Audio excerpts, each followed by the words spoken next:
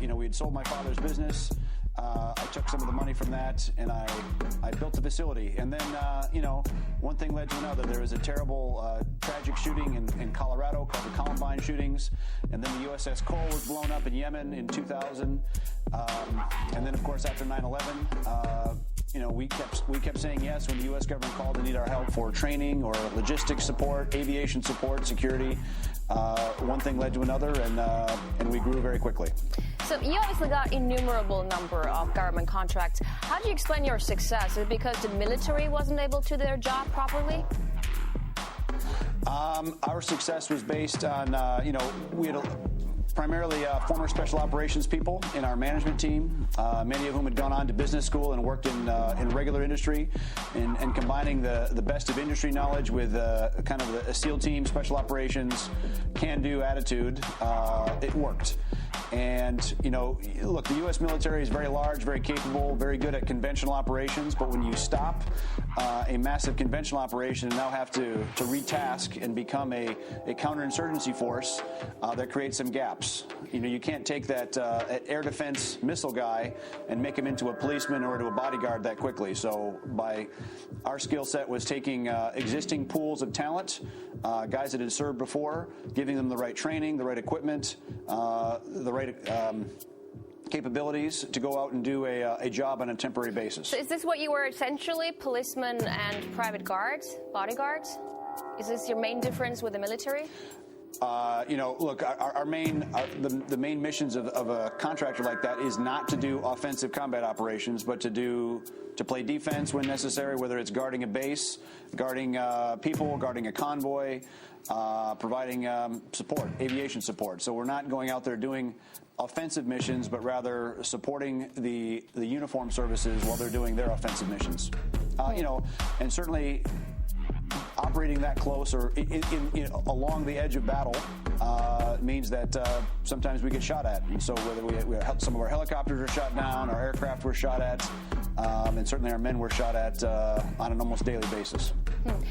But you were operating in a war zone, right? So the military in Iraq and Afghanistan, for example, had very strict rules of engagement. Did you follow them? Sure. Depending on which customer you're working for, whether you're working for the U.S. military or the U.S. State Department, they all have very similar rules of engagement. And ours were defensive. You'd have to go through a whole use of force continuum, all kinds of things you'd have to do before lethal force would be used. But I guess what I'm asking is that if a mercenary commits a crime in combat, who holds them responsible? Because in an army, for example, there is a hierarchy. Always someone above you looking over your shoulder. And if you do something that, who was doing that inside Blackwater thing, the hierarchy thing? Well, the rules of engagement, again, come from the government that you're working for. Technically, the work we're doing for the State Department, which we got a lot of unwelcome attention for, they were not mercenaries. I mean, they were American guys, former U.S. servicemen themselves that had served honorably in the U.S. military, that went back to work, volunteered to go back and serve in a bodyguard or security capacity. If there is wrongdoing, it can be investigated certainly by the military, or certainly prosecuted through the U.S. Civil justice system. Right, but what I'm asking is that within the Blackwater, was there a hierarchy to convict them of crimes? Was there someone to tell them this is wrong, you're off duty, or you just waited for the State Department to tell you it's wrong? No. Certainly, we had internal mechanisms for policing our people, for the equipment they're using, for equipment accountability, where they're supposed to be, for the rules of engagement, all the rest. But as a private company, we're not empowered to prosecute a guy.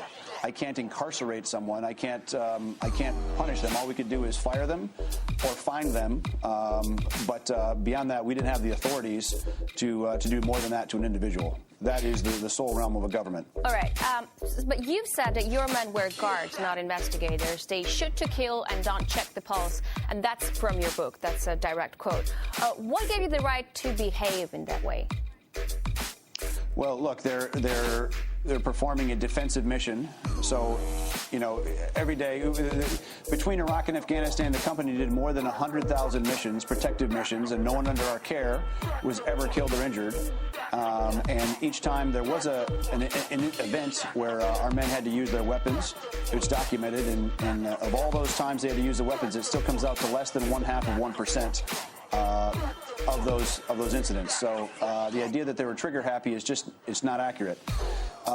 If they are attacked, if they are threatened, if they are whether it's the threat of a car bomb, a small arms ambush, sniper fire, whatever, all the things that can attack you in a war zone, they had the tools and the equipment that they had to defend themselves or defend their protectees.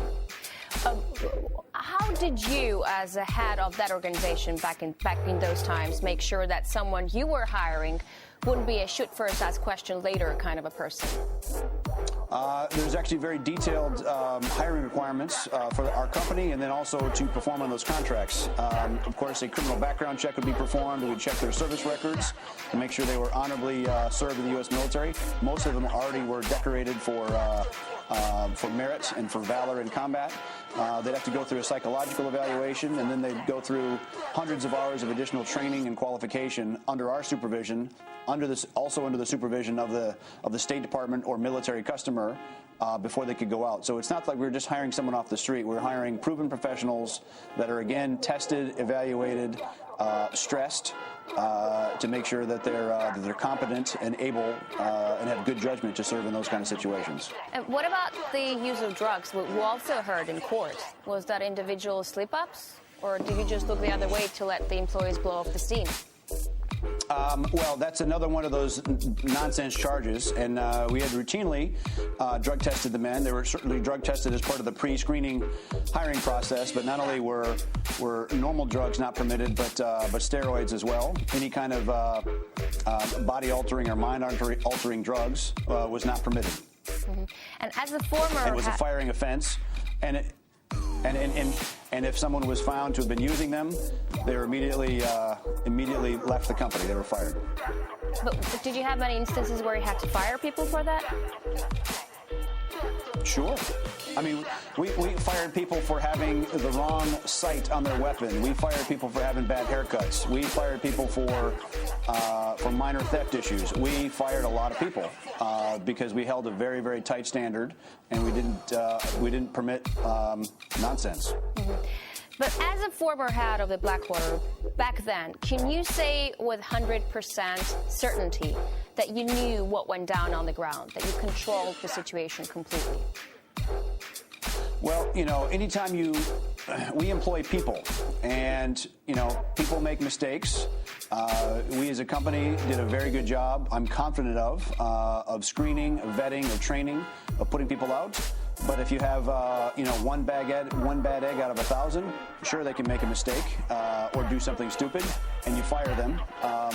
Even a turbine engine, which maybe has 2 or 3 moving parts, breaks once in a while. When you have moving parts of thousands of people operating in a war zone under stress and under danger, they can make bad mistakes, and you have to adjust. That's the downside of employing people, not robots. Right, but even robots break as well. I know, but people's lives aren't machines or robots. Of course not. But the same way you have to maintain an aircraft, sometimes that aircraft breaks, accidents can happen. We're very confident with the stress testing, with the evaluation, and the proven judgment. I mean, these are the same people that the U.S. military had serving as recently as 6 months before they were out there deployed for us. So the same kind of competencies, the same kind of skill sets, the same kind of value system we re-employed to do that job. Mm-hmm. All right, we're going to go to a short break right now, Eric, and we will be back with Eric Prince, founder of the notorious military contractor Blackwater, right after this. So stay with us, folks.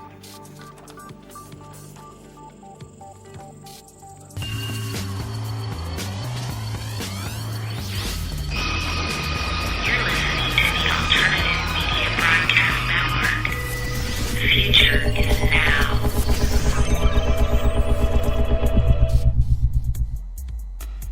Not going to put this all in the same stew, Joy, but there is the continual statement. We were just talking about it here off camera. The continual statement that gets you where you want to go in right-wing Republican politics, and it's almost the same thing now, is simply always being against the president. Somebody in a room says the president ought to be executed. You pile on and say, yeah, he's an outlaw.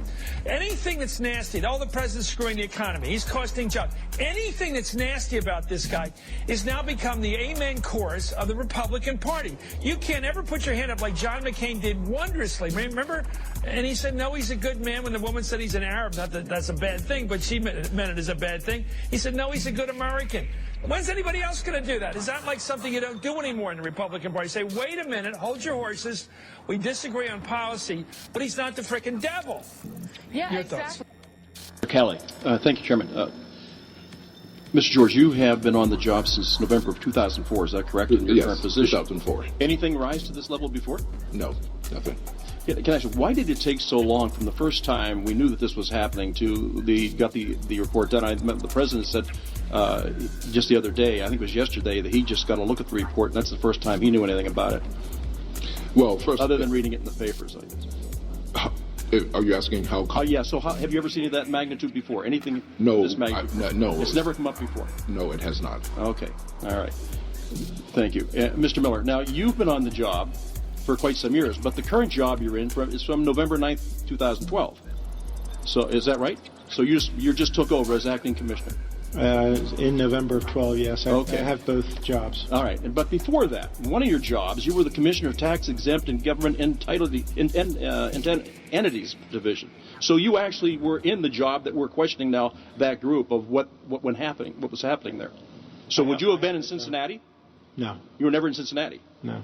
So is Cincinnati some outpost? So obviously the IRS is a nationwide organization. Oh, I know. I understand that. I understand that. And I want to tell you, listen, believe me, if you think it's uncomfortable sitting over there, you ought to be a private individual when the IRS is across from you questioning. So I got to tell you, it's uncomfortable for everybody. But my question more specifically is, so how did Cincinnati get to where they are? How did they develop that strategy?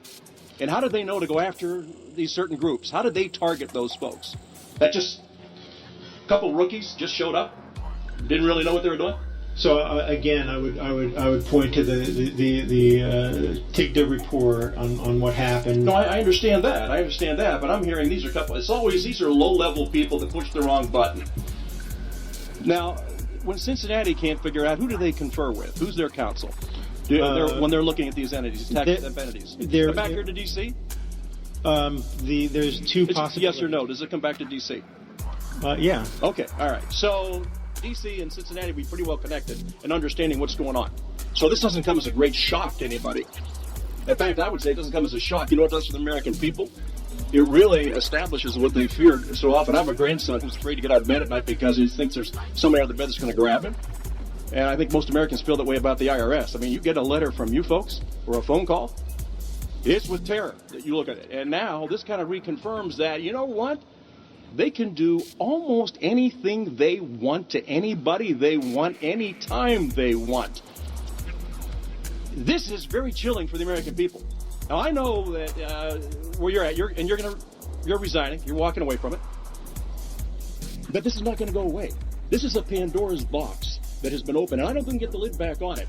And I don't believe that the White House just found out about this in the news report. The president happened to grab a TV shot or just read Mr. George's report and said, you know what, anybody heard about this before? I'm just getting a first look at this. Shouldn't somebody be responsible? And I'm thinking maybe the executive boss, maybe Treasury falls in there. I'm not sure that we understand how that organizational chart works, but I am really concerned. Now, I got to tell you, where you're sitting, you should be outraged, but you're not. The American people should be outraged, and they are. And this committee, this has nothing to do with political parties. This has to do with highly targeted groups. This reconfirms everything that the American public believes. This is a huge blow to the faith and trust the American people have in their government. Is there any limit to the scope of where you folks can go? Is there anything at all? Is there any way that we could ask you, is there any question that you shouldn't have asked? My goodness, how much money do you have in your wallet? Who do you get emails from? Whose sign do you put up in your front yard? This is a tax question? Now, you don't think that's intimidating? It's sure as hell intimidating. And I don't know that I got any answers from you today. And I don't know that what Mr. George has done is great work, but you know what? There's a heck of a lot more that has to come out in this. And anybody to sit here today and listen to what you have to say, I am more concerned today than I was before. And the fact that you all can do just about anything you want to anybody, you know.